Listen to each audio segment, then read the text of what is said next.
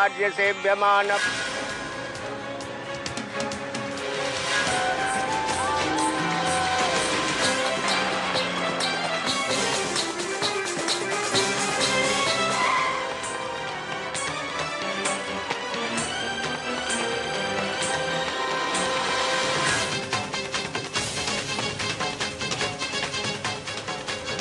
तुम ठीक हो?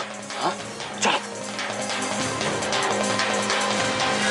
बाबूजी, हरा दिया मैंने आपको, बन गया मैं ठाकुर कुलदीप सिंह।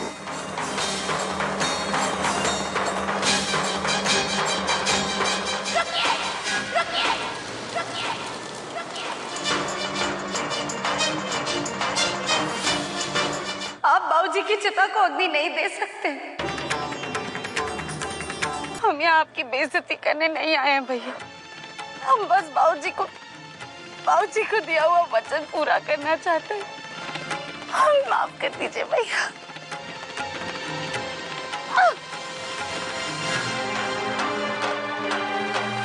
पगला गई है क्या तुम? हाँ?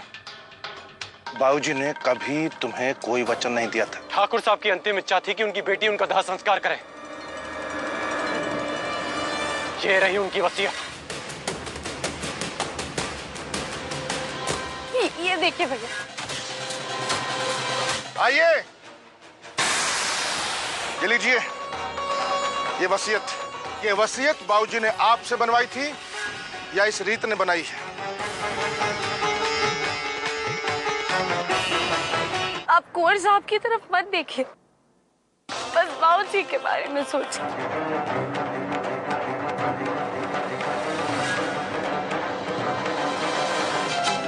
ये वसीयत ठाकुर साहब की है और ये दस्तखत भी उन्हीं के हैं जो उन्होंने मेरे सामने किए हैं। ऐसा अनर्थ कैसे कर सकते हैं ठाकुर साहब?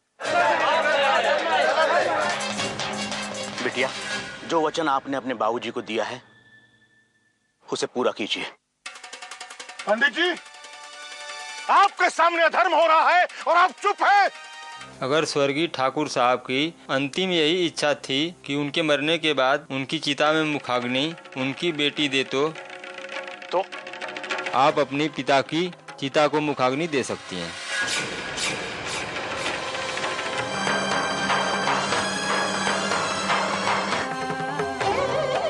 हम आपको दिया हुआ वचन निभाएंगे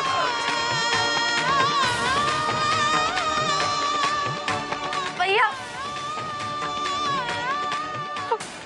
इस चिता के साथ आज भाई बहन का रिश्ता भी जल गया है।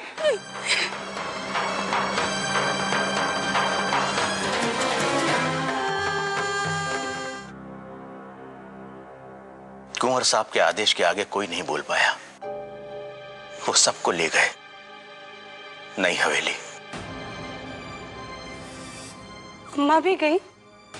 हाँ, कुंवर साहब ने आपको जान से मारने की कसम खाई, लेकिन भाभी ने उन्हें अपने सर की कसम दी कि अगर वो रीत की जान बख्श दें तभी वो चलने के लिए तैयार होंगी।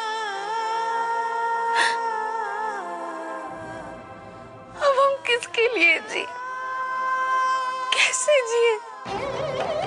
कल हम इन हस्तियों को विसर्जित करके मौत का दामन थाम लेंगे।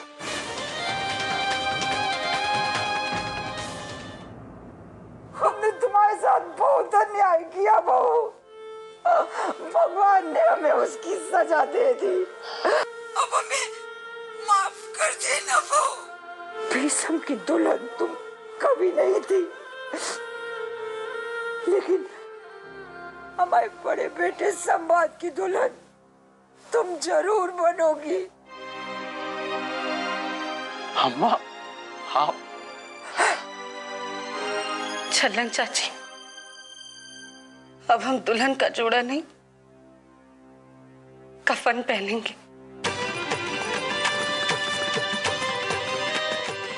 क्या हुआ अम्मा? आप इतनी परेशान क्यों लग रही हो?